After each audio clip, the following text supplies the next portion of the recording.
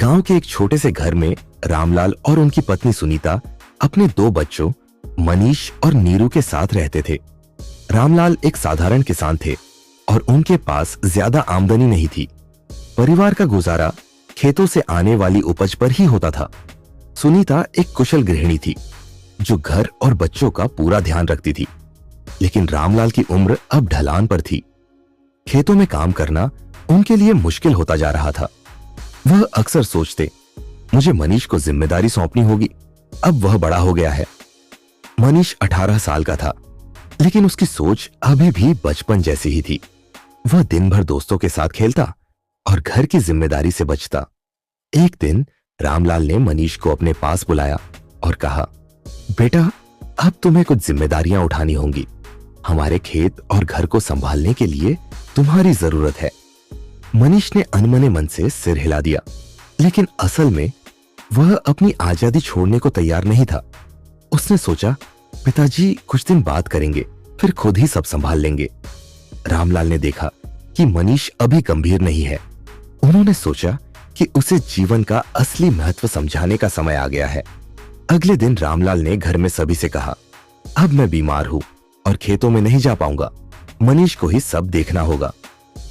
मनीष के लिए यह एक बड़ा झटका था। उसे मजबूरन खेतों में जाना पड़ा। शुरुआत में उसे काम बहुत कठिन लगा। धूप में जलते हुए और मिट्टी में हाथ गंदा करते हुए उसे महसूस हुआ कि पिताजी कितनी मेहनत करते थे। धीरे धीरे मनीष को खेतों की समझ आने लगी। एक दिन जब वह खेत से लौटा तो उसने देखा कि नीरू अपनी किताबें लिए बैठी है। नीरू ने मनीष से कहा, भैया, मैं पढ़ाई करना चाहती हूं, लेकिन मेरे पास जरूरी सामान नहीं है।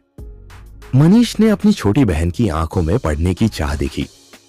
उसने वादा किया, नीरू, मैं तुम्हारी पढ़ाई के लिए सब कुछ करूंगा।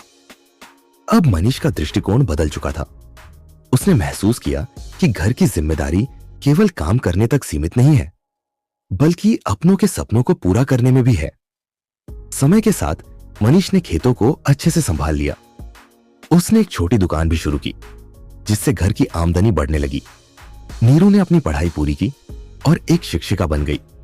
रामलाल और सुनीता अपने बच्चों को देखकर गर्व महसूस करते थे।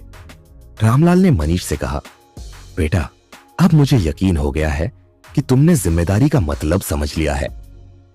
मनीष ने मुस्कुराते हुए जवाब दिया, पिताजी, यह सब आपकी सीख और विश्वास की वजह से संभव हुआ है। इस तरह मनीष ने घर की जिम्मेदारी न केवल निभाई, बल्कि अपनी मेहनत और ईमानदारी से सबका जीवन बेहतर बना दिया। आरामचंद की शादी सुषमा से हुई, जो एक परिश्रमी और साहसी लड़की थी।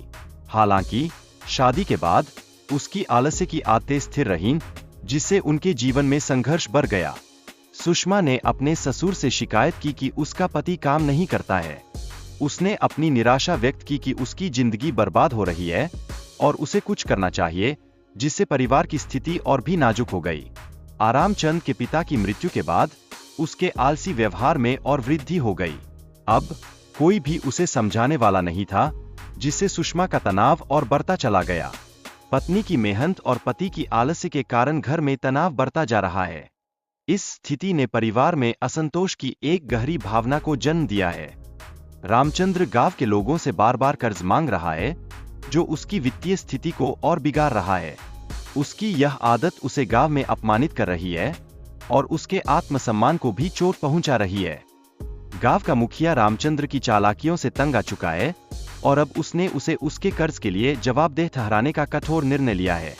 यह स्थिति उसके लिए एक गंभीर चेतावनी बन गई है। कर्ज चुकाने के लिए व्यक्ति द्वारा किए गए वादे अक्सर अधूरे रह जाते हैं। यह दर्शाता है कि समस्याओं का सामना करने के बजाय भागना कितनी सहजता से हो जाता है। साथी या परिवार के सदस्यों का समर्थन आवश्यक होता है, जो व्यक्ति को सही दिशा में मार्गदर्शन कर सकते हैं। जब परिवार एकजुट होता है, तो यह कठिनाइयों का सामना करने में एक सकारात्मक प्रभाव उत्पन्न करता है।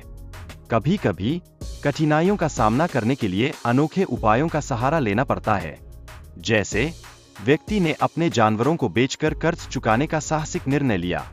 आरामचंद की स्थिति अत्यंत गंभीर है, क्योंकि उसने गांव वालों से कर्ज लिया है और उसकी पत्नी भी उससे नाराज है।